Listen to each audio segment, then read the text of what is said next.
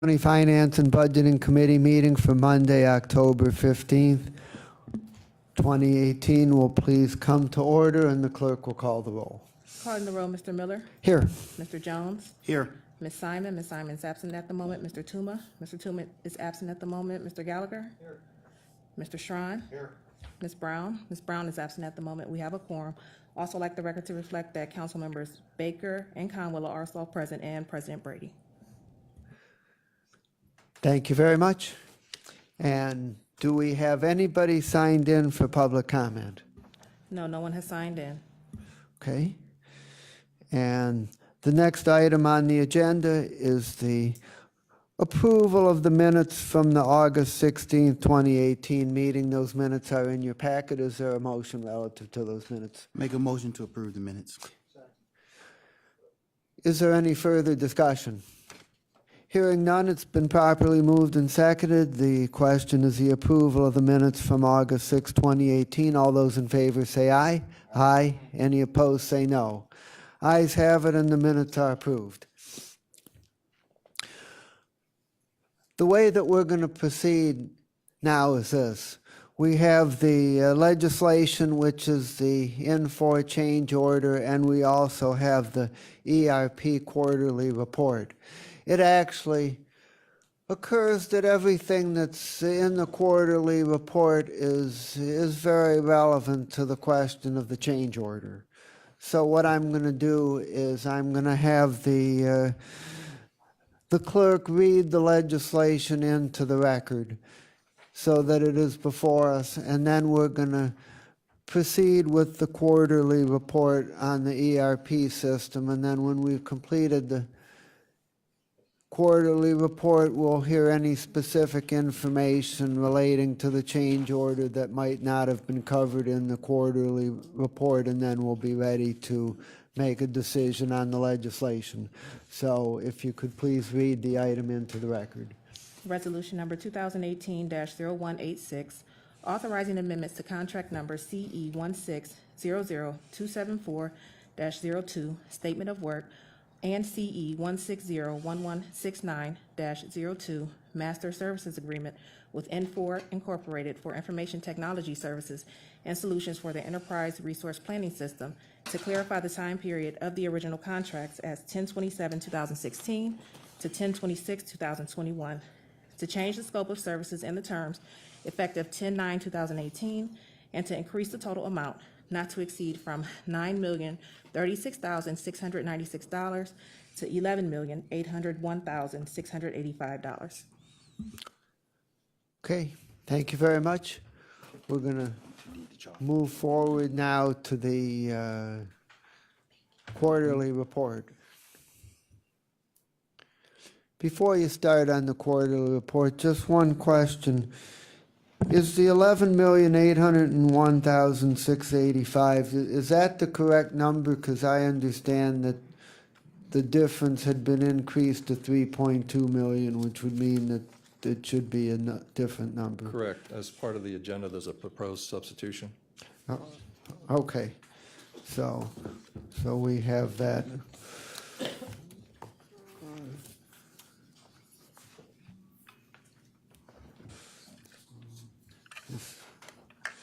Okay, so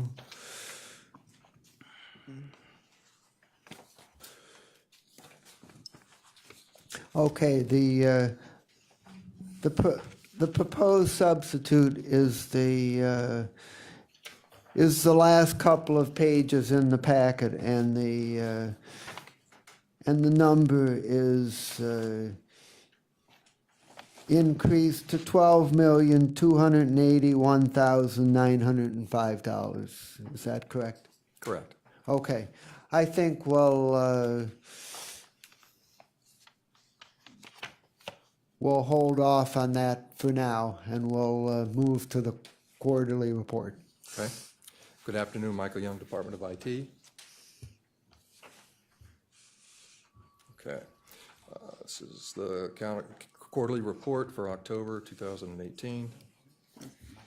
What we're going to cover today, we'll briefly go over the agenda. We'll have a presentation from Public Works, Human Resources, Fiscal, We'll do a quick budget forecast, and then we'll review the details behind the contract amendment. As always, the goal of the ERP is to increase efficiencies into the county back office processing, and not just in day one. As we get used to and comfortable with the application after it goes live, then we have to challenge ourselves as an organization to continue to seek out efficiencies and cost savings, of course, throughout the life cycle of the overall product. First up is Michael Dever, who will present the Public Works update for the quarter.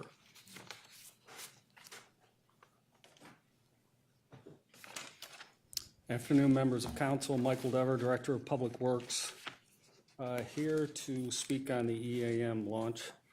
If you go to page 6 of the handout, could. So this is the EAM launch schedule that's in front of you. And as many of you know, that we started, we launched actually back in March. We had various units within the sanitary group was at first.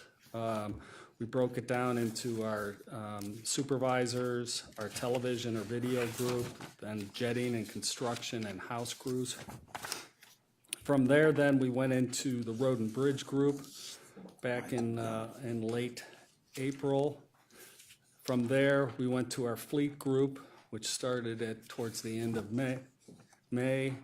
And then just recently, we had started our facilities group back on mid-September. We've stretched out our facilities group. It's a rather large group into the respective trades. So we had actually broken that down into about 5 different launches. So we had like our carpenters and plumbers first started utilizing the system, and then we drifted to our iron workers and others within the field. By the end of this week, we will have everybody just last week here, we'll have everybody on the EAM now. So they are all utilizing this. Even though the final wave is under construction, we're looking, it'll take almost a full year to maximize our returns on this, and I had brought that up in previous times. The other modules obviously are going to be coming online at a later date, and I'm sure the fiscal office will be talking about some of those, be it the procurement module, which is very important to us, will be coming online in the financials. So when that does happen, then we'll have complete data coming in, and our intent is to have fully implemented in 2020 is when we're going to be capturing all of the data associated with it. We are trending right now upwards on how many work orders that we are currently doing since implementing these various phases. On page 7 there, that shows the total number of work orders that have been put into the system. And like I said, we are trending upwards in regards to those work orders from previous years on each of those units. We're capturing new data and for metrics for future analysis also. Sorry. So, Director, is the last facilities team scheduled to go live this week, or has it already been done? Yes, that's right. I'm sorry. It was on 10/19 is when the final facilities group will be online. And are we on schedule for that? Yes, we are. Okay. And that's really all I had to present to you today, unless there's questions from members of the committee. Any questions on Public Works? Please proceed. Thank you, Mr. Chairman, and I apologize for my tardiness. The total numbers of order processed, I see is 20,980. Is that a set goal? Are we on pace, ahead of pace, or trends, if you will? Yeah, and that's what I had meant earlier. So we're trending. So each of those units, be it the sanitary, the print shop, road and bridge, fleet, and facilities, the sanitary has been the longest. It's been online really since the end of May there. So if you look back last year at this time, how many work orders we had done up to that point, it was around 14,000. So we're trending upwards Okay, and the other question that I have, the bullet says that you're capturing some new data for use in future metrics. Can you touch on some of that new data that we're Yeah, it's capturing? just the timeline to do certain types of activities in the field, be it with our sanitary group, on how long it takes to televise a segment of sewer, which is a manhole to a manhole is referred to as a segment. It's the same thing with our a facilities group.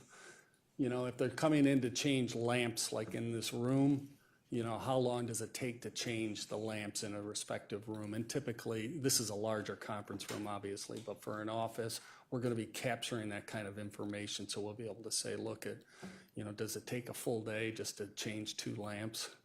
It's really holding people accountable. Thank you. Thank you, Mr. Chairman. Okay. Okay. Councilman Tron.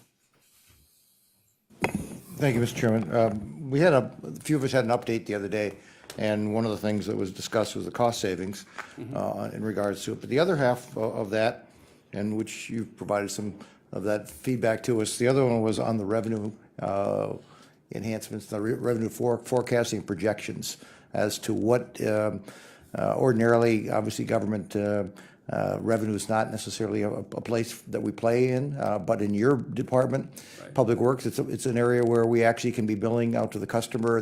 Customer can get a benefit. Where are you on revenue projections as far as 1 year, 3 years, 5 years, as far as what's going on in Public Works that we're forecasting? Okay, so in regards to the revenue projections, we're billing to the respective communities. So whatever amount of dollars that they have coming into their community, we draw down from those dollars. What is being more efficient with our workforce in those respective communities, that's how I look at it when you're saying that if we're doing more work orders, we're drawing more revenue down, we're drawing down from those resources that the community is providing.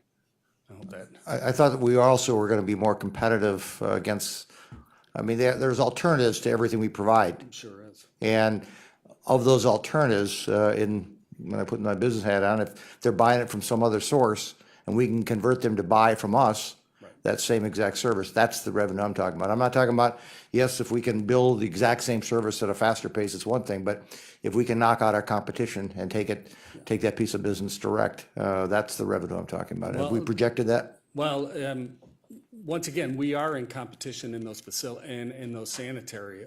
I mean, those respective communities could outsource it to a private individual, private company. So we are in direct competition, really, with the private groups out there. And our pricing model, we're competitive with the private industry on how we provide that service in those communities. So we've been doing that for a number of years now. We'll continue to monitor it. I mean, I'll be able to find out if I'm charging too much for a linear feet of pipe to be put in the ground as opposed to a private contractor. I'll be able to draw down that kind of information. Yeah, that's after the fact. What I'm taking is a prospective, not a reactive. And it says, what are we going to do to go out there and affirmatively put together a pricing package that says, here's what we want to do. We want to take this business away, as opposed to just after the fact saying, we took it away. You getting the difference between outwardly marketing what we now have as a tool, what we now have as a competitive product, that we are going to affirmatively go out there and say, if you're buying this here, and we should be forecasting what amount of revenue, because taxes are one of our ways we get revenue, but this is also a way in which we can get revenue by projecting it and saying, here's where we're going to go, here's our goal. If we actually put on more people, this is how we can take business away, and here's what it's going to mean to us as taxpayers. Well, I can continue to draw down, Mike, if you want. I was going to, first off, we're in 42 of the 58 communities, so our opportunities are shrinking, and some of those communities will never get. But you're 100% right. Every year at this time, I look to see, do we have to raise our rates for next year? You know, cost of living goes up, insurance is going up, and right now we have not done that. This time next year, we're going to have this information that Mike's talking about to see whether or not that rate we're charging enough. Excuse me, as a whole, I know we're covering our expenses, but we do look and we do market to how much does it cost a private contractor to jet and TV, how much does it cost for a house call, and we're well aware of that, but we also have to break even. So by doing a little bit more with our men and women out there now, we may not have to raise those rates. We get more done. So it keeps our costs down. Well, that's the theory, is we should be actually doing our cost now with all this technology should be a lower cost to do business, and we should be able to actually go out there and affirmatively push our sales model. But you're right, but keep in mind, we've never had the ability to track at this level. I mean, we were working on the back of, napkins. We are now capturing that data to give us that information, to help us go out and improve and sell, like you're saying. But we are actively going out to communities on a regular basis, But no forecast at this point. not right now. No.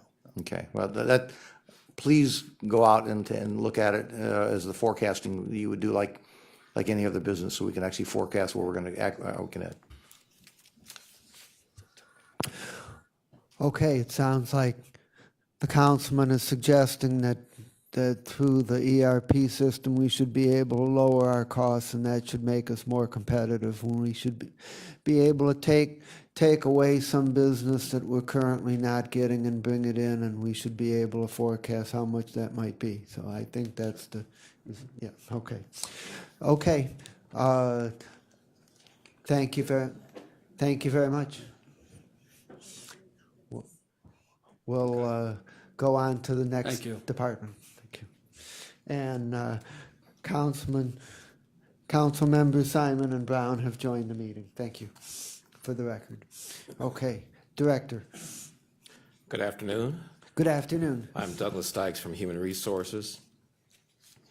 And I'm going to give you a brief update on where we are as it relates to open enrollment and all the things that, thank you, all the things that lead up to open enrollment. So there are 6 modules that we will implement between now and first quarter of 2019. We're going to focus today on the first 2, the core HR and the benefits, which is the open enrollment. Our employees will touch the system, this new N4 system, 3 unique times, including registering for their health care. The first is just to go in the system and validate their information. And that began on October 1st.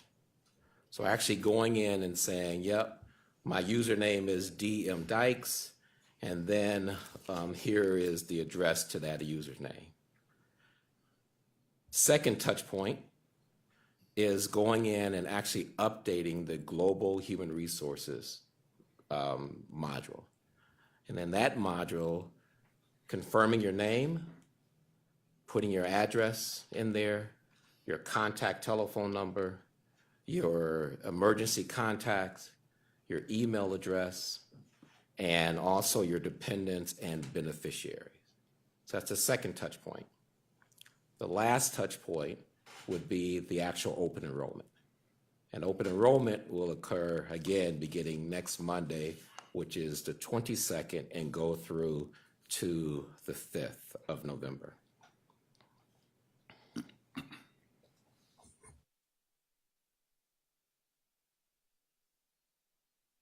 So let's talk about where we are and what it looks like. So for that first group going in and validating their information, we had 2 separate groups within that first group. There were the employees that were under the executives, and they had to go in and validate the information, like I said. And then there were the employees that were not under executive, and we actually gave them their validating information. The good news is that the employees under the executive, that they had to go in and validate their information, we had 98% of employees actually go in and validate their information. We have a little over 100 employees that we're still tracking down to actually go in and validate their information. So I would say that that is a tremendous success. Where we are right now with the global human resources, we have around 57% of our employees that have actually gone in and updated their address, their telephone number, their beneficiaries, and all those other things that I talked about, which is also a good number. We're shooting for, by the end of this week, to have close to 100% of those employees going in and validating that information. So let's talk a little bit about how we got there. What we did is we mobilized HR, IT, and also communications to put out not just written communications, but we went out and we met with every union leadership group. We met with employees one-on-one and in department meetings. We met with our directors. We met with, again, like I said, one-on-one, and we actually went out and we helped employees to see what they had to do. And then when it came time to touching the system, we actually had people walking around, working with employees to implement or to put in their data into the system. That's why we have such tremendous numbers, like 98% of the validating of the information, and also, as of right now, the 57% of people actually going in and updating their general human resources information in the system. So let's talk about what's next, especially what's next in the fourth quarter. We will start open enrollment next week, and we'll use the same model for open enrollment. So ensuring that employees going in and touch the system, ensuring that employees go in and register for their healthcare, register for their vision, register their families, register themselves. We'll be starting that on the 22nd, and we've used the same method. We've gone out and we've talked again to union leadership. My staff is out today talking to non-executive agencies about exactly what they need to do. We will dispatch employees from the HR group and the IT group to these various areas to make sure employees can get in and update their information and register for open enrollment. That's a big part. Starts on the 22nd. Between the 22nd and December, we have to be able to transmit that information to our benefit providers. And so that's a major step. And we'll be also doing that between now and December. In November, we'll be rolling out the talent acquisition piece. And so the talent acquisition module is part of the talent management module. And the talent acquisition is just focused on the hiring of employees. We'll be rolling that out and communicating that in November. And then December, we're rolling out the learning management and the human resources service delivery. I want to take this time and really thank the groups of employees that worked to make this a success thus far. And that is, of course, your HR group, but it's also your IT group. IT has done a tremendous job, not just helping us to roll out the system, to communicate to all the employees. They've been in almost every meeting that we've had with employees, but also to take any of those issues that have come up so far as technical issues and resolve them right away. The last two groups I want to thank is, of course, the communications group. Some of the communications that you've seen was developed in-house. We did that in-house with our communications group, and then also my peers, the directors and chiefs. I'm willing to take any questions at this time. Okay, thank you for that report. We're now only 1 week away from starting open enrollment on schedule. Ms. Baker? Just briefly, when was the deadline for step one?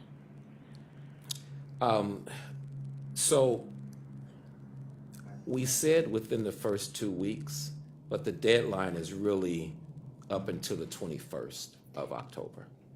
If I may, the reason I ask is I know when the instructions I received was 5 days later, then you must do step two.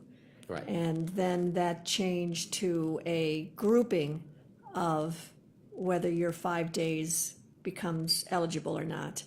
So I guess I would think that the first deadline, at least the one that was given, that 5 days has exceeded. So why do we only have 57% enrolled if the second deadline was in place and should have been accomplished like the first? Okay, so the first deadline, so how the communication came out it asked for employees under the executive, which was a little over 3,300 employees, to actually go in and validate their information. Right, And so once you went in and said, this is me, this is Douglas Dykes, and this is my account, then it actually took 5 days for IT to upload that into the system. So if you went in on the first day, October 1st, then that next Monday would be uploaded. But if you went on the second, then it had to be, that Tuesday. You went on the third, that Wednesday. And Right. so that was really the structure of all of that. And so what we try to do is we try to encourage employees to do it within that first day or within that first week. But of course, we didn't have all the employees do that. right. And so go ahead, you had it. I was just gonna say, though, the instructions, though, were that there was nothing said about any grouping, or you may not be in this group, or it said 5 days you have to get your next step 2 completed. So, and I know things happen, and it was done in waves, and, really, it's not, I don't think that important. But I guess what I thought was important, that is step 2 had a 5-day or maybe a 10-day or whatever it is, that time has expired.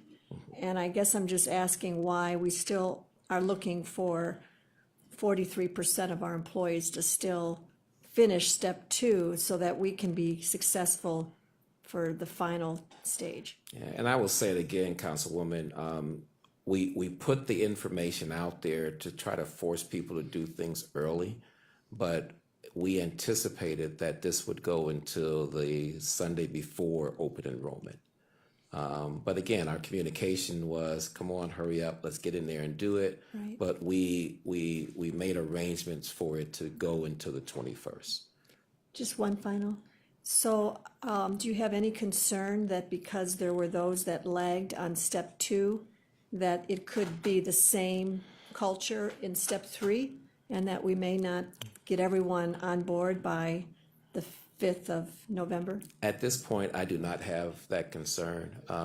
We are, as I said in my presentation, we are going out and we're beating the bushes. Okay. We have HR staff dispatched to every organization. We're walking around helping people to log in.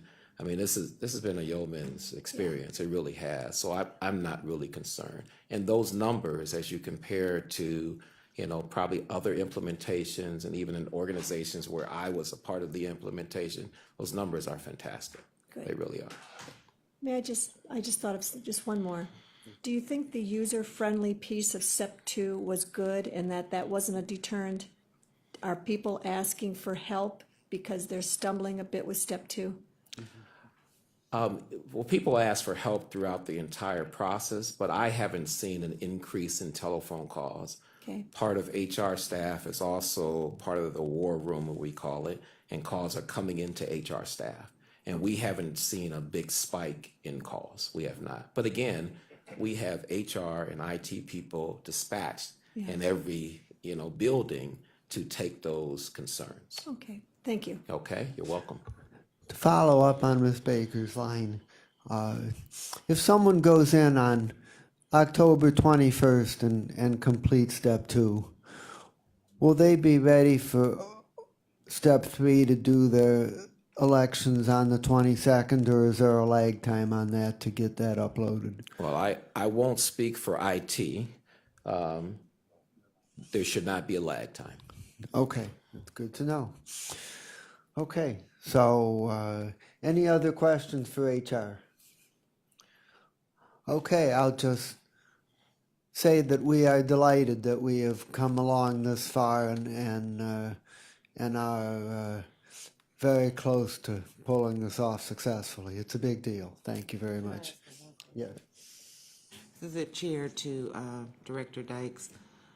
When you go in for the last step, for the validation of your benefits, so if you're already in there, are we just checking off, or do we literally have to upload all those documentations and all that again? You will not have to upload any documentation, but you will have to go in there and put any of your dependents' social security numbers in there, and you also will have to select your benefits. So you'll have to say, You yes, have to reselect? It won't be a way where I can? No. Remember, we tried to download or upload, I'm not sure which the right technical term is, information from our current system. What we found is that the information was scattered all over the place, and we couldn't actually validate that it was the right information. In some cases, we may have had, you may have had 2 dependents, and all of a sudden you had 3. Okay. So that's why we want people to go in and actually put the social security numbers of their dependents, and also select exactly what they want. Okay. We want to make sure it's right. You have copies at HR of all that? We do. Okay. We thank do. you. Yes. I'll just add that the process of having people in each department that have been specially trained on this has been very helpful. And in our office, I'll just give a shout out to Tiffany for doing an excellent job in helping us navigate this process. Good. Good. Thank you. Thank you for that. Okay. I want to turn it over now to Dennis Kennedy. Okay.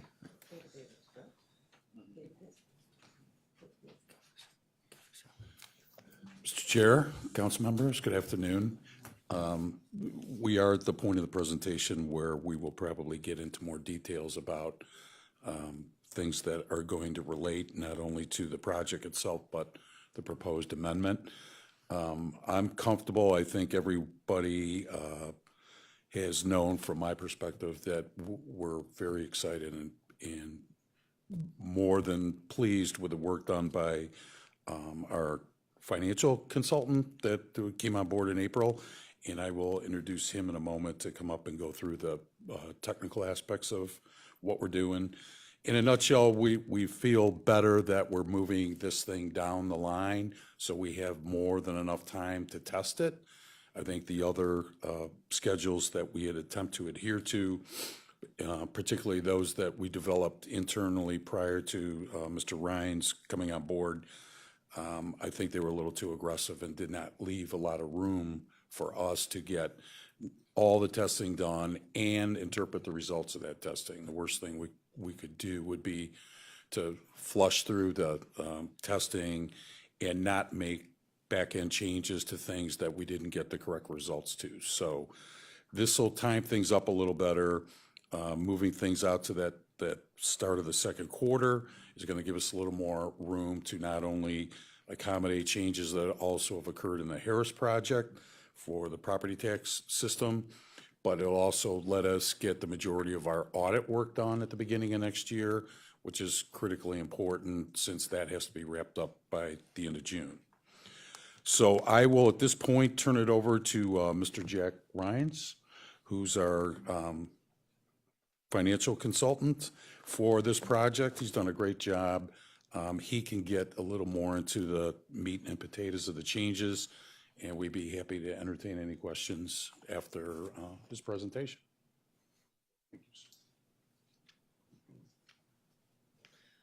And Jack, for the record, how do you spell your last name? It's R-H-Y-N-E. Okay, great. Thank you. Well, the last time I was here, we talked about the need to re-baseline to an early 2019 schedule, as Dennis had mentioned. What was outstanding at that time was the details of the workforce management and payroll systems that were still being reviewed, and the final designs were being done by Infor. And Infor has completed their review, and we've completed our work with them, at least on the design side of that, and we now know exactly how complex some of those systems are. And we also know how much time it will take to adequately test these. This has caused us to move workforce management and payroll to September of 2019. But there will be no change to the originally presented final dates that we have in our presentation in terms of the overall extent of the project. Okay, we're moving things within that, and I'll explain that as we go through the presentation here. There is a realignment and a resequencing of things to be more logical, and we'll talk about that in a minute. But the complexities of our county's time management and payroll systems, I just want to emphasize by giving you a comparison here. We have more union agreements and more complex union agreements in our county than Verizon does with their 200,000-plus employees. We know that because one of the people we brought on board as a consultant to help us on the county side came from Verizon and did that implementation of Infor workforce management system for them. We have 73 unique rules that are used across 38 of our CBAs and 4 employee handbooks. This translates into 1,300 individual, actually over 1,300 individual unique tests that have to be run multiple times to validate all those rules and calculations are working in concert properly.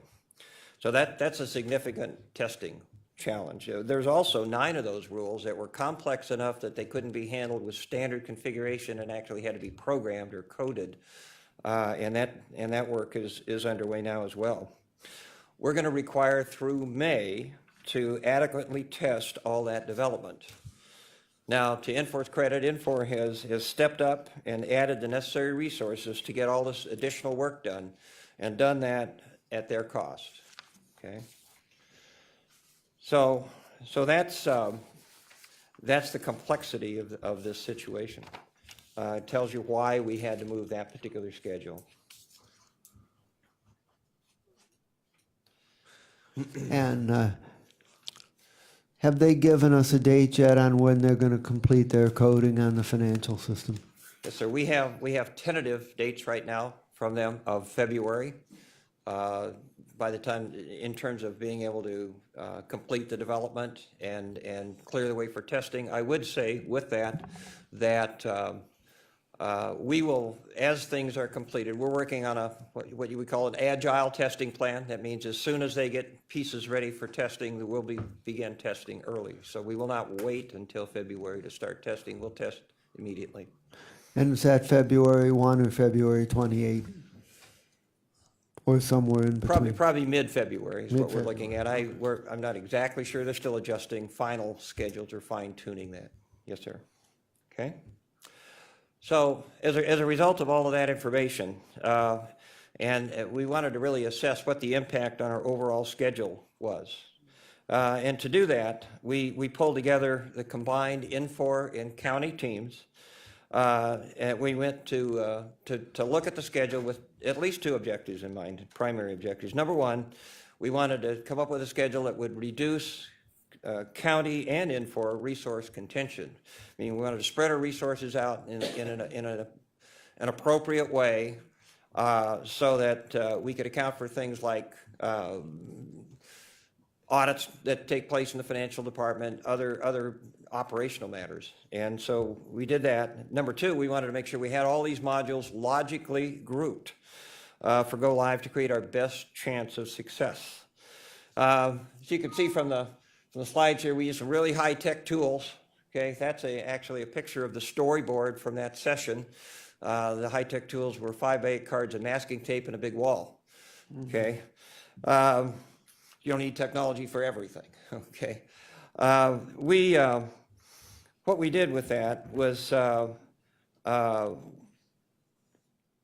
went through multiple iterations, reshuffled that deck on the wall with an entire room full of people until we arrived at what we thought was a logical and I'm going to use the word comfortable, because it's not that we're laid back in this approach, we're charging very hard, but we wanted to come up with the right sequence of events that everybody in the room felt would be adaptable to their situation in every department.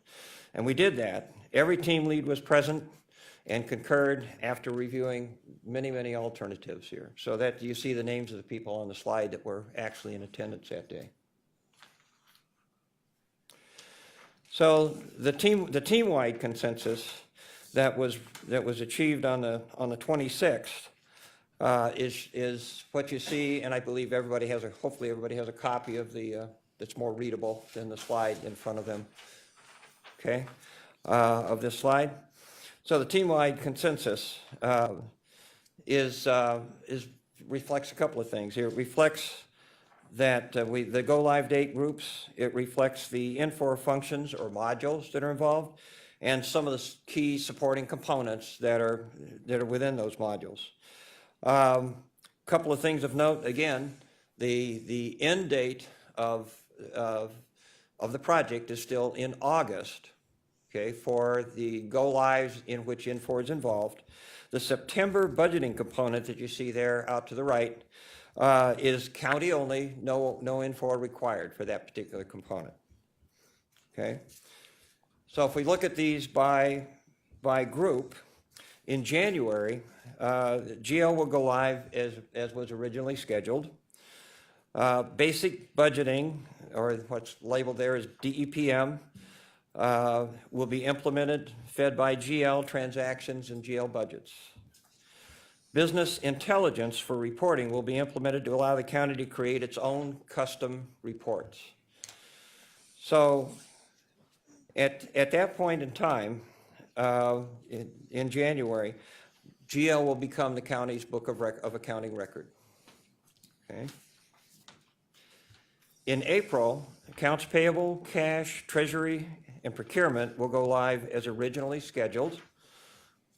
This includes all functionality needed to take inputs from agencies that now feed fiscal information, and all access that agencies currently have to Famous and some of these other legacy systems will now be available in Infor. This paints a very clear picture for all agencies in terms of when they will begin to receive information out of the Infor system and feed information to the Infor system. So it allows us to be very structured in the way that we approach dealing with all 40 agencies and how we're going to implement their portion of the go live. In May, we will expand the budgeting, or DEPM, with information that we now have coming in with the implementations that we did in April. So we'll have additional procurement information. All those systems will now have data that will begin to feed and inform the budgeting, or DEPM, process. We will also implement accounts receivable and grants management during that time frame. And budgeting will begin to use the data from those April implementations to inform their budgeting process. In July, as I mentioned, payroll and workforce management will go live, along with new time clocks. Testing, though, will have been completed in May and put on hold for go live. So this allows Infor to reduce their staffing once testing is done and ramp back up their staffing for go live as necessary for July. During that period, until go live, HR will do double entry of employee changes into both SAP and Global Human Resources. Just to frame that properly, there's about 1,000 of those, a little less than 1,000 of those a year. That amounts to about 20 a week. And HR is geared up for that. And the Infor system will send triggers notifying when changes take place in that system, so we know to make sure that we keep the SAP system in sync so that all employee records are properly maintained. In August, fixed assets and expense management go live, along with strategic sourcing and contracts. However, design for these areas will be done between now and April. Configuration and testing will be done between May and August. This gives us an adequate amount of time to really look at the proper integration between contracts, strategic sourcing, and procurement. And then in August, when that goes live, all Infor resources will roll off the project at the end of August. Finally, in September, DEPM, or budgeting, will do its final rollout with all agencies using that system for the 2021 planning cycle. That is an internal rollout, as I mentioned, with no Infor sources required.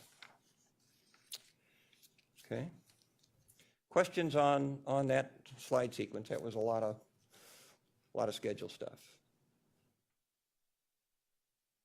Any questions? Ms. Baker, followed by Shrine. Thank you. Yes, ma'am. Just for clarification, there will be a dual manual system for 2019, and of course, the W-2s, which we've talked about, will be done by the old system for January of 2019 for 18. But now that we're going into 2019 and we have a delay here till July for payroll, will we do a dual system up until July and then drop the manual system and the W-2s for 2020 will be ERP? Do I have that correct? Well, if I first of all, will there be a dual system in 2019 if for payroll of entering data? We will be running the legacy system until we convert in 2019. And that will last until July. And that legacy system will last until July. Yes, ma'am. And then when we convert that over, all of our federal reporting, quarterly reporting, other things that I think you're referring to there, from that point forward, that'll be done out of the new system, including the year-end reports and W-2s, I think you'd mentioned. If I just may, so in the outside chance that we aren't prepared in July, we still will have a legacy system that will be in place so that we can still continue further into 2019. Yes, ma'am. Legacy system will continue to run until we convert. Thank you. Okay? Other questions? Councilman John. Thank you, Mr. Chairman. So that, the dual system on the payroll, that'll obviously require a dual entry system then too. So we're going to use the new system after July and the old system as far as data entry and how we log in the hours and times, overtime? The hours will still, they will not for hours, let me back up here. For hours, there will not be dual entry, okay? The hours will continue to come in the way they do now to the legacy system. And then when we convert over, the hours will be brought in through workforce management and that new system. So there'll be a finite cut over there, okay? The dual entry only applies to the HR side of things where we pick up new employees, terminations, those kind of changes. So all the data type recording devices, whether it's payroll, whether you're entering your hours on the computer or time clocks. through time clocks. None of that changes until July, sir. Yeah, but after July, we're going to go to the new system. Yes, sir. So I guess I was under the impression from Mr. Dykes a while ago that we were going to be, that was all a December training function or prior to that, but now there's no reason, actually, we should not be training on that new system until we get closer to the July date. That's correct. The training and all the activities around that will be pushed out to coincide with our go live in July. So all the forecasted training that was been discussed in the last couple of months is now going to be pushed down at least 6 months more. For that system. For that piece, right, For that okay. piece, yes, sir. And then we are moving, this change order specifically references that we are moving from a billing system based on deliverables specifically tied to that deliverable to a flat fixed rate. And you just, I think, alluded that the folks from Infor will be gone by September. They'll be, they'll be gone by September. And what happens if the deliverable, and we're on a flat fixed rate, and they're not here in September to do what you just alluded to that you're going to do? Yeah, I'm going to let Mike handle that I'm one. going Okay, to cover all right. that during my presentation. Okay, that's fine. Refer it to- Only because it came up under Jack brought it up, so I figured it. So, no, I'll let him deal with the financial side of that. Okay. You alluded, Jack, to complex testing that's going to potentially take place. And complex, I think, information that you alluded to that was way beyond what Verizon, but clearly all that had to have been known at the time the RFP was put out. I think what was known was that there were 38 union contracts. I think when they began the design and getting into the details of those contracts, the complexity then became obvious at that point. It's when they didn't really realize, I don't think anybody realized exactly how complex that was going to be till they took a deep dive and started and put the team on site, started doing all the work necessary to understand how to take those contracts and get them into code. Did we provided the data clearly to, I would have thought, to any bidder that would have been put forth a proposal for this. I wasn't part of that process, so I'm not sure what was provided Okay, but at that point. you've been involved with this before. sharing all your data to get a responsive bid is the only appropriate thing to do on both sides, I would think. You also indicated that there's going to be a number of custom reports that are going to be created as a result of going forward. Is that correct? Well, you don't know what you don't know sometimes. There are certainly standard reports in the system that'll be utilized to the full extent possible. I've never seen a system go in that doesn't require, where there's not data requirements, where somebody needs to pull a report ad hoc. The council may request something from finance that's not a standard report, that we need to pull data and assemble in a certain way or extract data so it can be manipulated. So pulling business intelligence in conjunction with the general ledger go live gives us that capability early so that the finance department can respond to those kinds of requests and the need for that kind of information. As we sit here now, within the scope of where you're working, does this look like we're going to be writing a number of custom reports that have to then be maintained? Well, there are some custom reports identified. I wouldn't call it a large quantity at this point. But I think as we go through the rest of these implementations, I am quite confident we'll run across some reports that we're going to need that capability for. Okay, and those will not be covered more than likely by the annual maintenance and updates that we're paying the $1.6 million. Shouldn't be a cost increase because these reports would be created by county employees, not Infor. I didn't make that clear. I'm sorry. Okay. These are not reports that we're going to add to scope for Infor. These are things this is a tool or set of tools that county employees can use to pull their own data. So the idea here is to make them self-sufficient and use those tools to respond to whatever requests they need to. Okay, and that's where I was going. Is the Sorry, I custom, didn't clarify that. is the customization something that we're going to have to then be picking up a cost? When you start tweaking a host system, the seller doesn't really usually cover that in their annual maintenance and service. So I didn't know whether we're touching anything back to the core document. Should not be. You know, Okay. I guess I'll defer to Mike on cost, but I don't believe so. It's part of Okay. part of All what right. we bought. Thank you. Okay? Other questions on the Ms. schedule Baker. before I move ahead? Yes, in now understanding that we need till July for payroll, we've been up to this point very uncertain whether or not we were going to make the first deadline.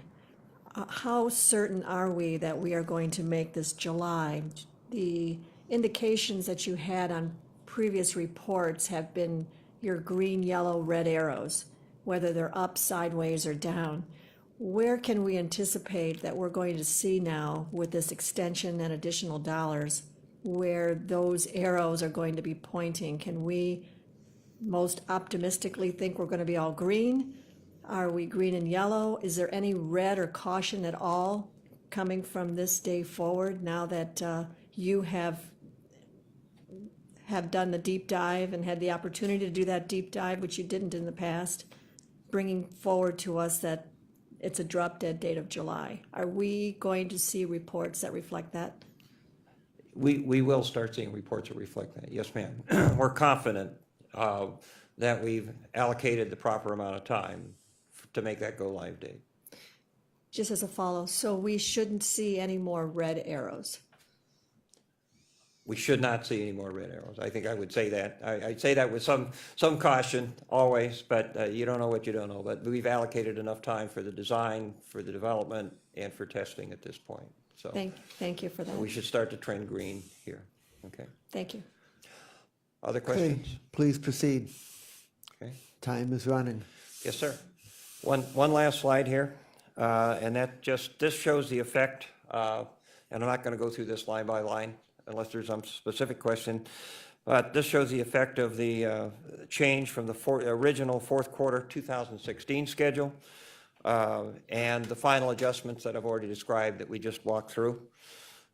In summary comments here, I would say the entire team leads from Infor and the county agree that this schedule is the best alignment for implementation. I believe it's achievable. We believe that it's least risk, and we believe that it avoids resource contention, in other words, that we have adequate resources within the time frame to get it done. We do not see any other major schedule changes on the horizon. Okay, thank you. Okay. All right. Okay. Introduce Jim Hay.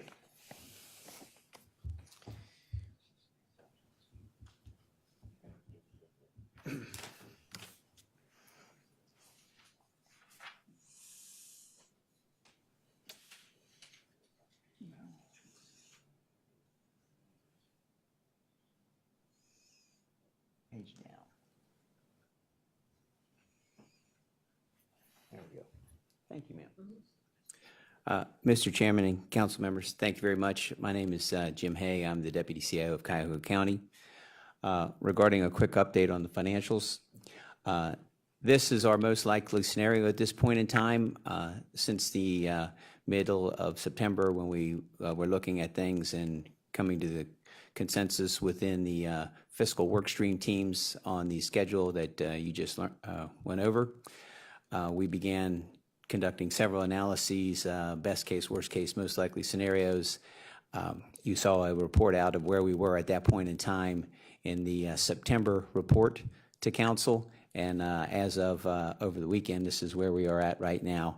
We're very confident in this financial model that it syncs well to the corresponding work plans and schedules and also resource plans, the four of those plans all making the stools upon which a successful implementation is built. I do have just a few highlights, and then I'll be happy to take any questions to get to the last agenda item, which of course is the details of the contract amendment that Mr. Young will be presenting.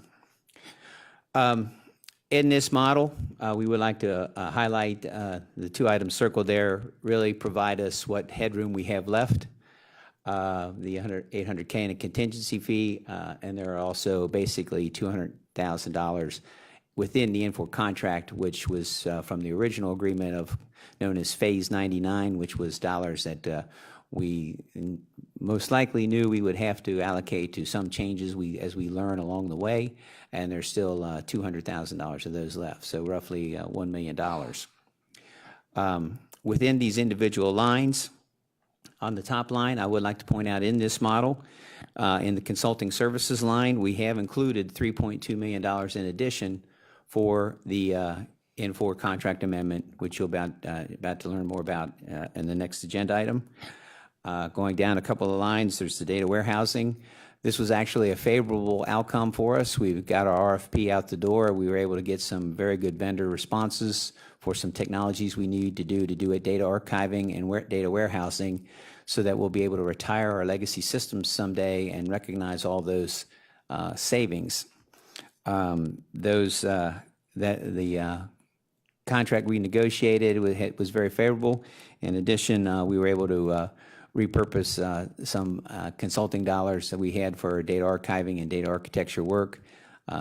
Since it's getting so late in the year, we're able to kind of spend that money more wisely and do things for ERP as well as the county in general. So some outside budget plus some good negotiations led us to a favorable variance there. On the backfill support line, we actually had a favorable and unfavorable variance. Mike Young orchestrated a renegotiation with a company called Mainsail for a number of our consultants, which resulted in a favorable variance, reducing our burn rate by approximately $30,000 a month. The unfavorable piece of that is obviously we've had to extend a number of these consultants into 19 further than anticipated. So net, it was about the same. I will mention on the software and hardware lines as well, at least in the software portions, while we do have the Infor fees for 2018 in this model, we have only included $300,000 of that in 2019, which helps with the ERP program. And Mr. Young believes that we can attain that difference through other contract negotiations which are in flight with other vendors and other technologies. On the ERP support line, we have looked at what we need to be successful and what we can defer. And the net of that gain was we've pushed out about $260,000 in payroll expenses from not hiring folks as fast as we had originally planned. We think we can get by with what we've got at this point. The table set And so we're going to just move forward with the team largely that's intact now that we have, and that will allow us to defer some salary dollars.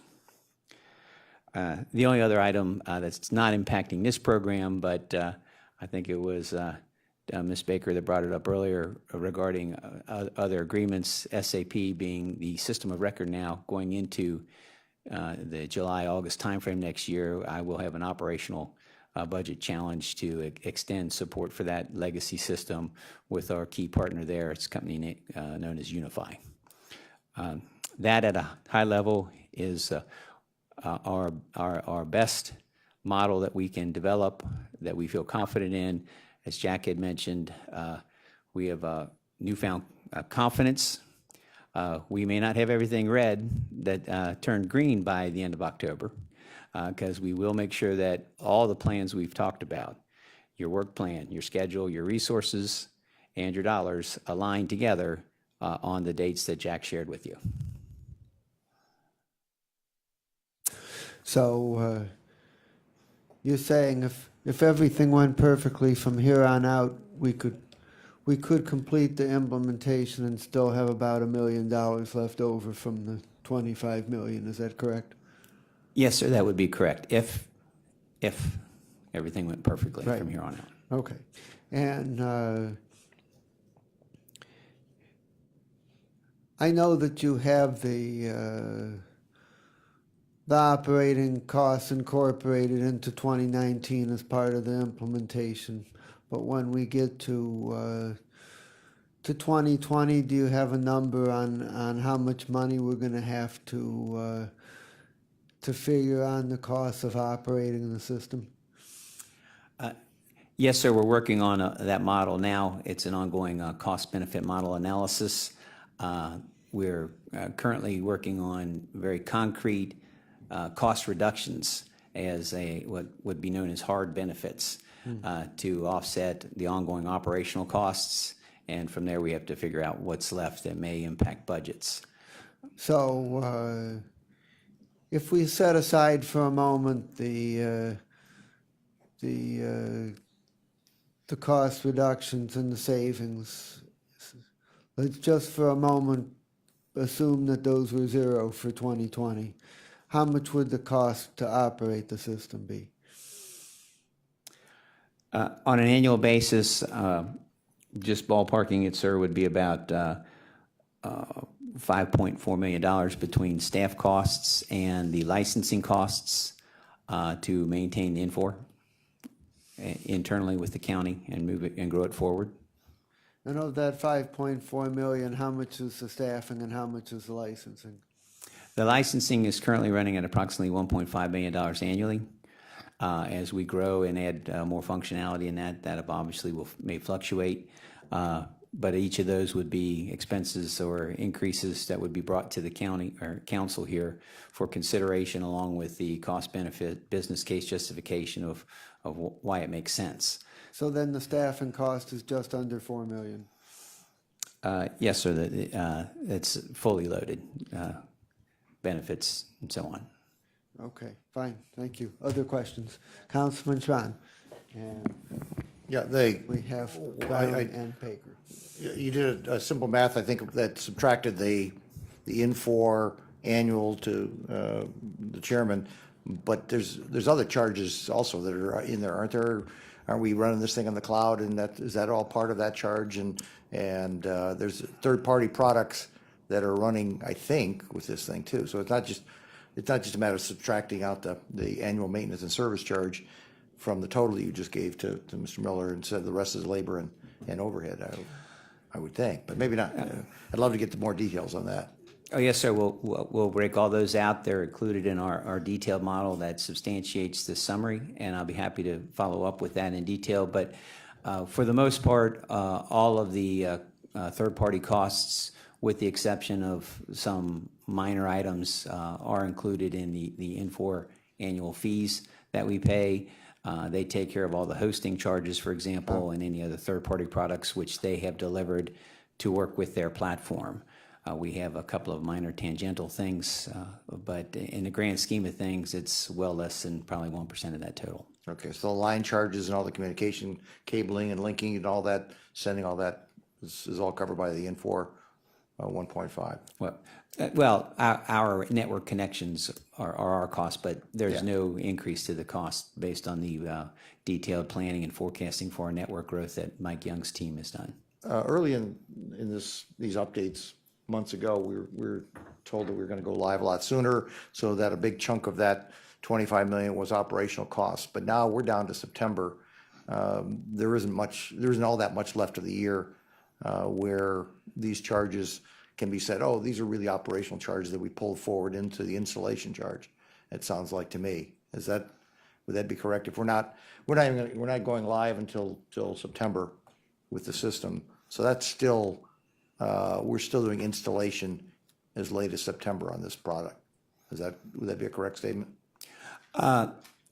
In general, yes, sir. The devil's in the details there with when we decide to start tracking operational expenses for things that have gone live versus what we are really doing to stand up and still keep the system running. Case in point might be with the Enterprise Asset Management System, which is going live this year. However, the support team that's there, at least within the county side, is going to remain in place because they'll have to handle all the future integrations and testing as everything else rolls out through 2019. So is that a capital expense because they're still standing up the system to work with other parts of the system, the platform, or is it an operating expense? Those are the things the ERP PMO is considering now. Okay, it just seems to me until somebody gives you the keys to the car completely, you're still bringing the car together to get it on the road. And if it doesn't go on the road until September, then we're still doing installation at that point in time. Yes, sir. It would seem to me. We have a change order that we're going to be talking about, and we also have a substitute. Is that additional, what looks to be almost another $500,000 from what the chairman was asking about, that was in the original draft versus what we're going to be asked to substitute? Is that almost, it's very close to $500,000 increase? Is that reflected in your numbers? Yes, sir, it is. Okay, so you're using the 12.281 then, in everything you've got forward? Yes, sir. In this forecast that we're presenting here, yes, sir. Okay, thank you. Councilwoman Brown is next, followed by Baker. Thank you, Mr. Chairman. For the consulting services, I was just wondering, the original budget says 10.4 and the final is 12.9. Should it be 13.6 since we're adding 3.2 million? No, ma'am. The consulting services line there is actually a conglomeration of a number of things. And while the original budget from back in 2016 was the program management's best estimate at the time, this has fluctuated over time. I think if you go back and look even at our July and August reports, you'll see that we were above 13 million, but now we're down into 12.9 based on some other factors. One large factor I will share is I mentioned a company called Mainsail. We actually engaged with them through Infor. That was one of their small business enterprise providers that allowed us to bring on some talent that was Mike and I much needed when we inherited the program back in March to help us with the analyses and rebaselining of the entire program. Jack Ryan being one of those consultants. What we've done is we've said, okay, we're going to take those out of the Infor line and we're tracking them in the backfill support line now. So you'll see that backfill support line has fluctuated up while the consulting line has gone down a little bit, mainly because of that change. But we continue to refine our estimates with Infor as well as with all of our other vendors. So if I understand you, you're saying 3.2 million is not a part of the consulting services, it's gone to backfill support? No, ma'am, that 3.2 million is all up in the consulting services line. Okay, but we're making some adjustments throughout? Yes, ma'am. Okay. Ms. Baker. Yes, throughout this project, it's always been a concern that we had many team leaders, and we're looking for one person to step up and say, absolutely, this is the way it's going to be, if a decision like that needed to be made. So the question I asked Mr. Rhyme about the arrows and the really hard concerns, when we see a red arrow, that is really an alarm bell, and especially if it's pointing to the side or down. Are you on the same page with everyone else that we should not see another red arrow the next time we get a report coming back from you with this increase and delay of the payroll not happening until July? Are you there with everyone else? Are we a united front on that? Yes, ma'am, we are. In the context of your September report, which was issued October 9th, you'll note that there were some red arrows still in there because we haven't finalized all the planning. We had achieved consensus on the overall program milestones, objectives, and dates, and we're still working to make sure that we can muster the plans with our partners at Infor and other vendors to make sure we can deliver on that. When those are done, and we can look at that and say, I see the work plan, what's to be done, the schedule, when, the resources, who, and the dollars, then we know we can get it done. So it's, yes, but I would expect that to all begin to go to green, if not by the October report shortly thereafter. Okay, so if So I may. it's just the devil being in the details. I didn't want to. Right, I understand. I just, this is, we're postponing this now for an additional 6 months with extra income, revenue to increase for the change order. I just want to know are we done? Are you confident that this is the last ask and that we will not be seeing any caution or beyond caution that, well, we may have another roadblock that we didn't anticipate, and so we need to come back for more, or we need to prolong it? Are you confident that we are there at this point in October of 2018, that you've done the deep dives everywhere you needed to be, and that you don't anticipate us seeing another red arrow, which is your language of telling us you're not there yet? Yes, ma'am, I'm confident in the plans that you've been shared today and in this financial model that we can get this done.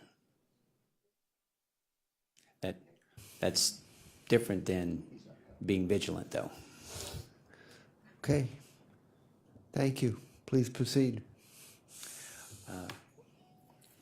I'd like to ask our Chief Transformation Information Officer, Mike Young, to come back up then and continue with the details of the contract amendment. Good afternoon, Mike Young, Department of IT.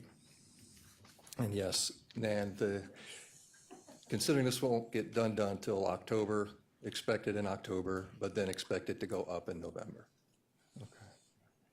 Our October report is due out in 2 weeks, so we won't have this ratified till the 23rd.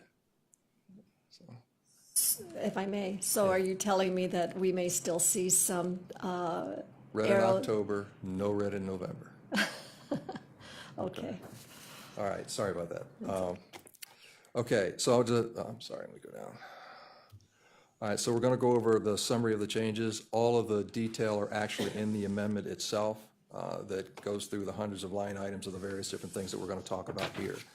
I summarized it and put it into essentially 4 different categories. I'll go over each one of them. First one is training. There was additional training that was identified for both Public Works, Human Resources, and Fiscal. That required a combination of additional course developments and course delivery.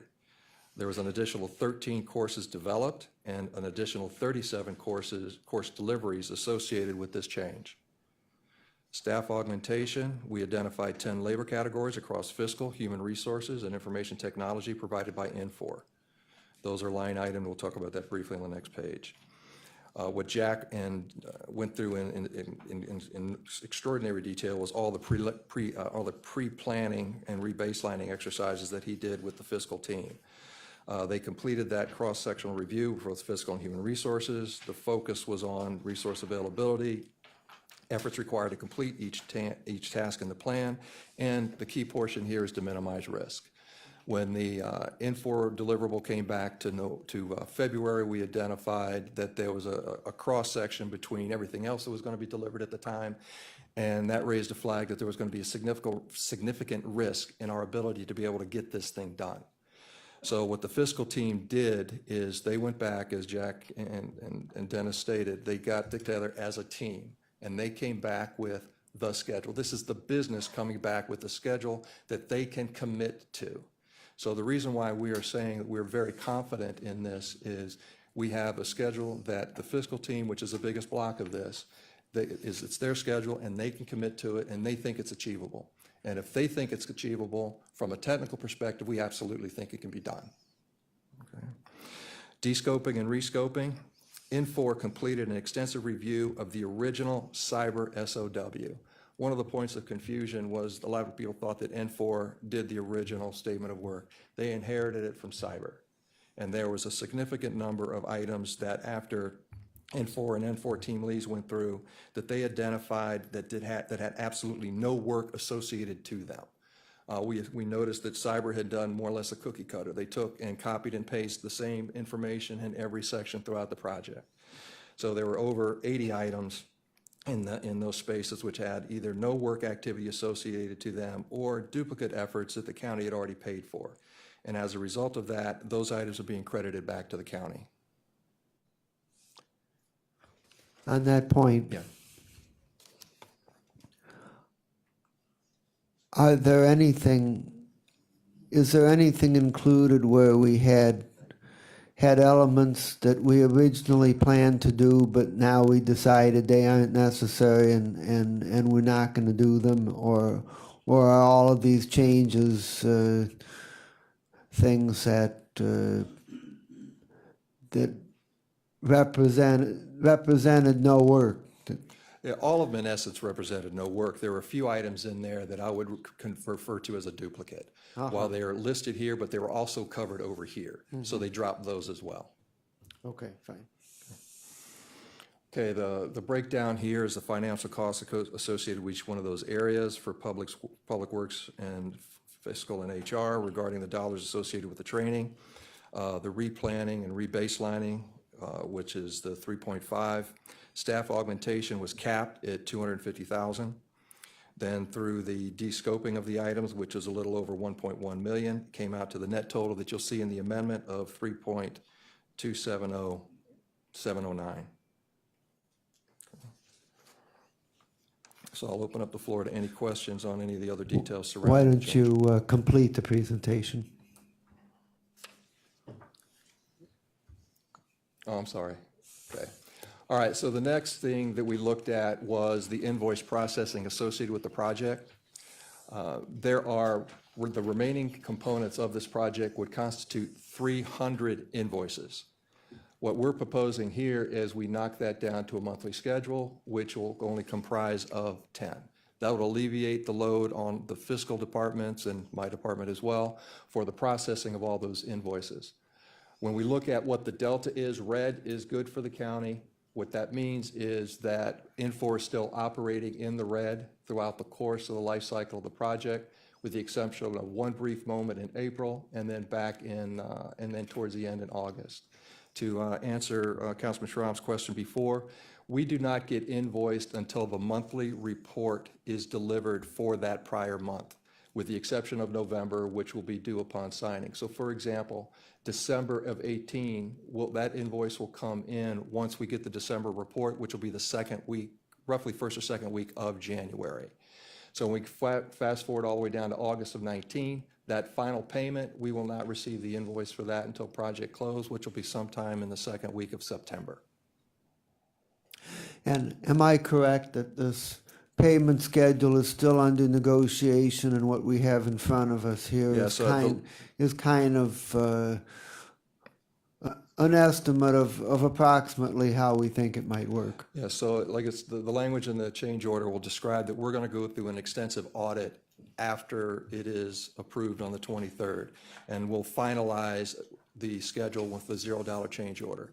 There was some science behind this. We believe this is about 95% accurate of what we'll see.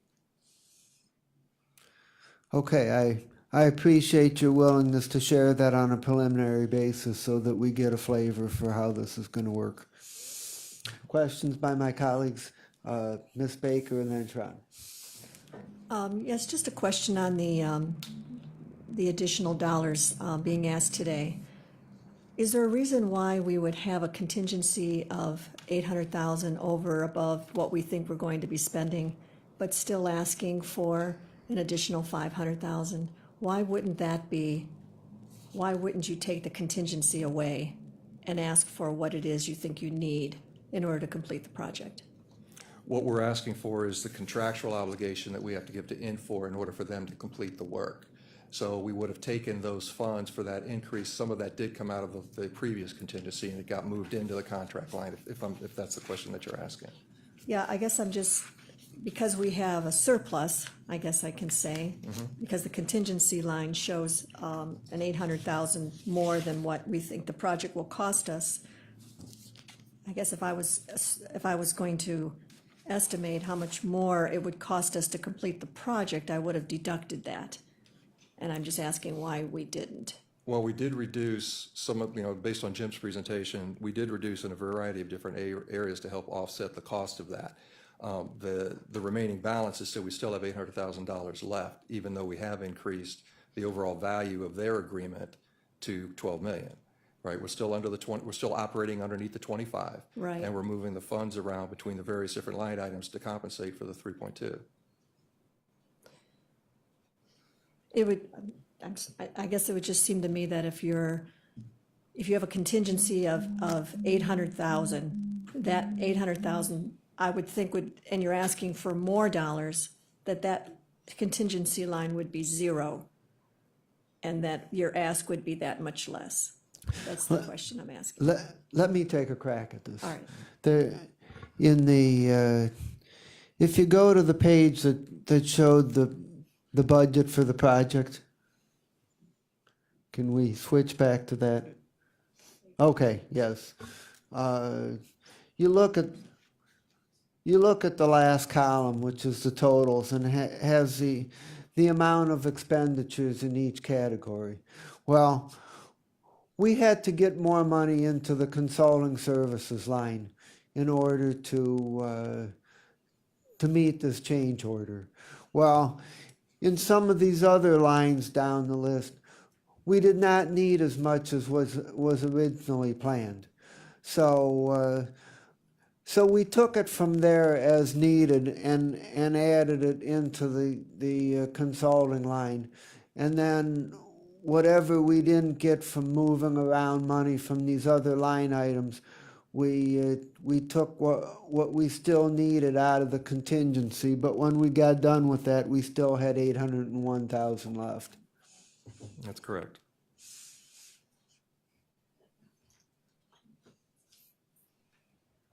Okay.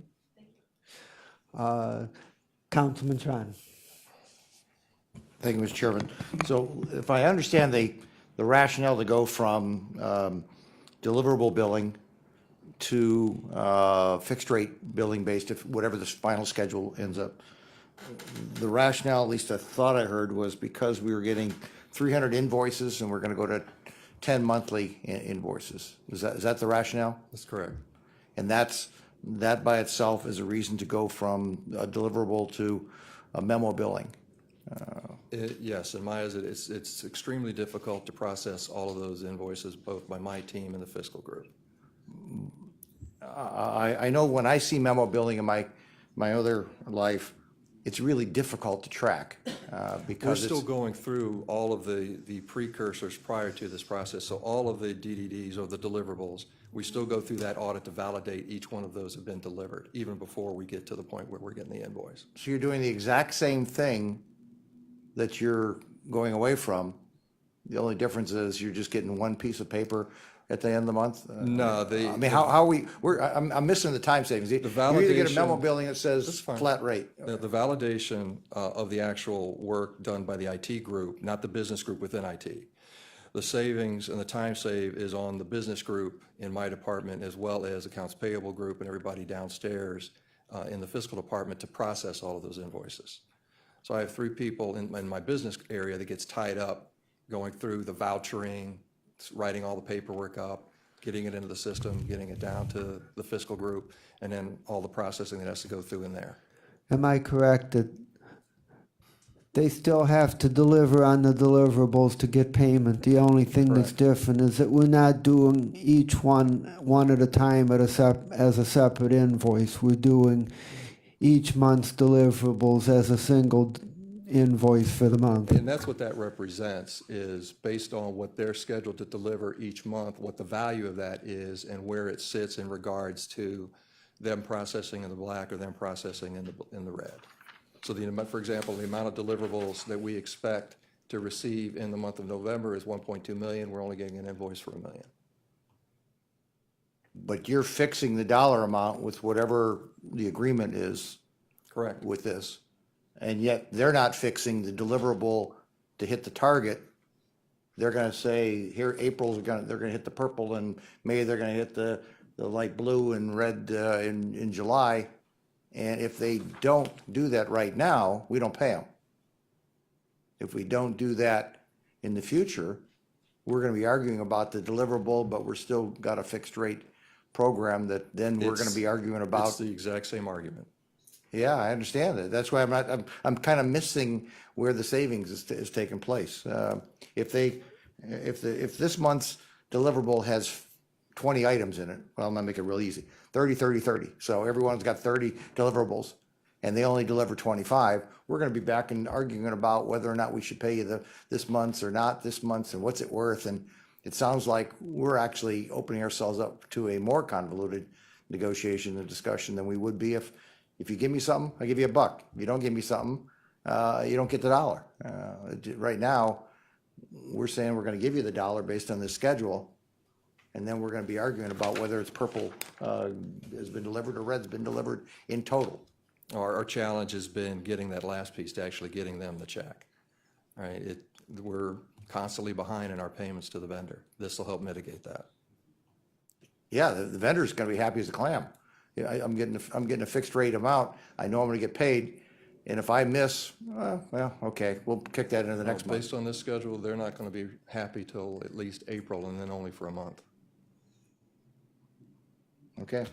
I find it hard to believe that we're going from a guaranteed response based on a product to a memo billing. Thanks. If I understand this correctly, they don't get automatically paid each month. They before you make the payment, you go through the list of deliverables that were to be completed that month, and if they complete all of them, then they get the payment. Correct. If they don't complete all of them, they're only going to get part of the payment, or it's going to be negotiated, or it's going to be delayed, or they're still accountable. Am I correct about that, or no? Correct. It'll be correct. It's a discussion point. Councilman Vice President Jones. And At the time I formulated my question, you started answering it. I'm sorry. My question was, if we move away from this deliverable payment to a regular payment, would it be built into the contract, a timeline for when they would provide the service?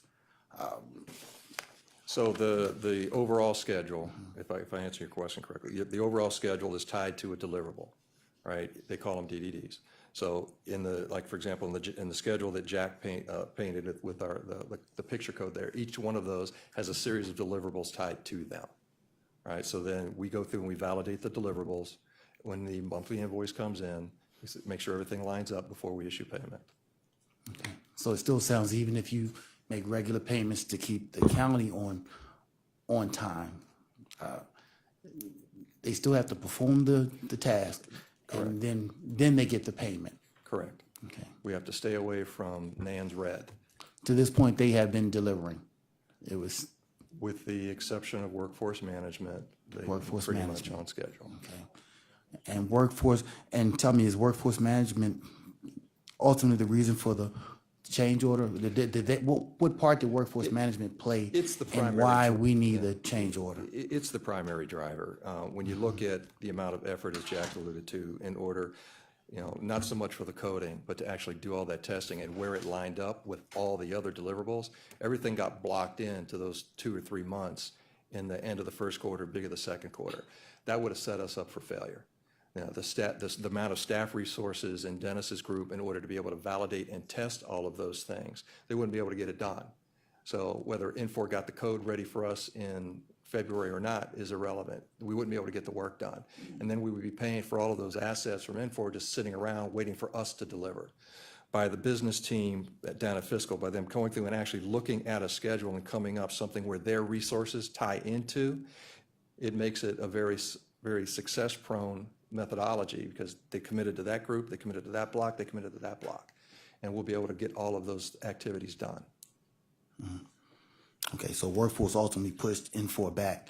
And the reason, do you see any, and I'm repeating everyone's red flags, That's do you okay. still see any others? We've been through. Other than We've been workforce? through this a lot over the last few months, and we've gotten to the point now we're far enough into this, and we've done a deep enough analysis, especially through the rest of fiscal, that's the biggest component that's left.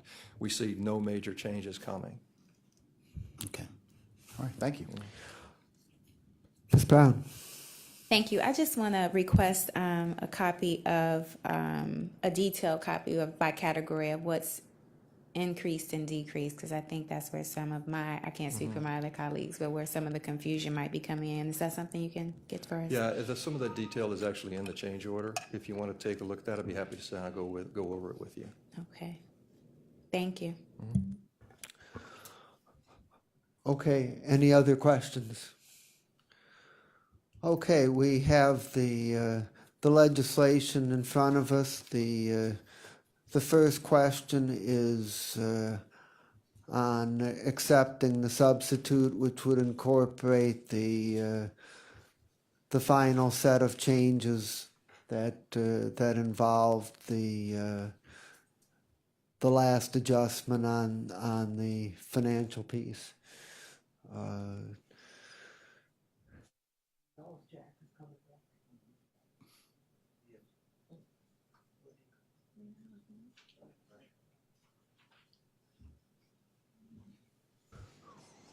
We're gonna hold for just a minute, and because we'd like to give Jack a chance to vote on this.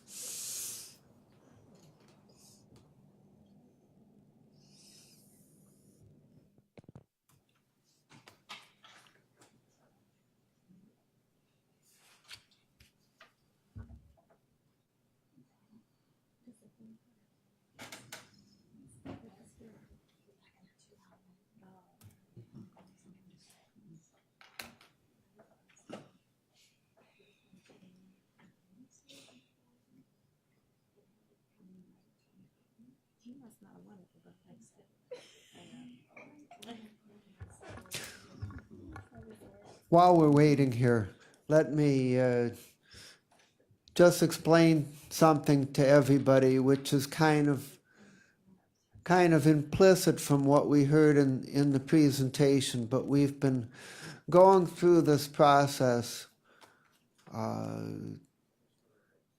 invoice by invoice for each little thing, and it's been going very slow, and as a result of that, Infor has done a lot of work that they haven't gotten paid for, and this has created some problems for them, and it would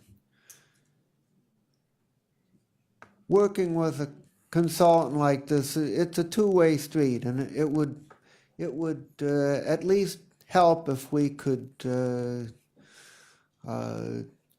do second reading suspension. So when it comes to the final passage of the legislation, I'm going to ask if we can recommend second reading suspension.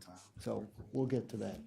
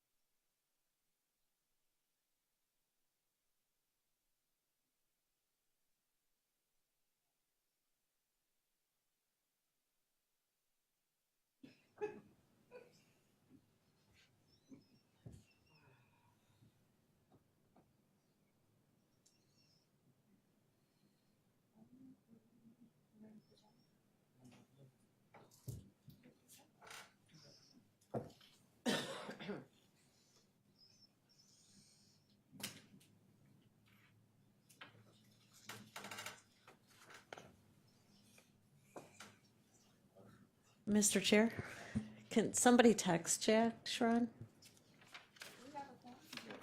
What are we doing? Mike's on a mission, okay. Reconnaissance.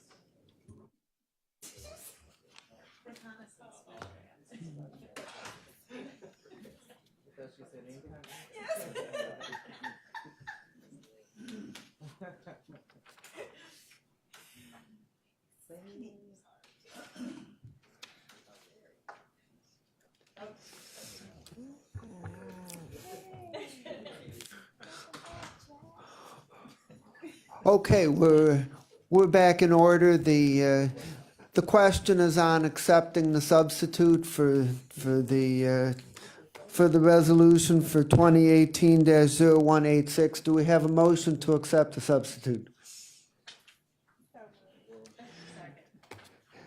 Okay, it's been moved and seconded to accept the substitute and make that the version that's before us. Any further discussion?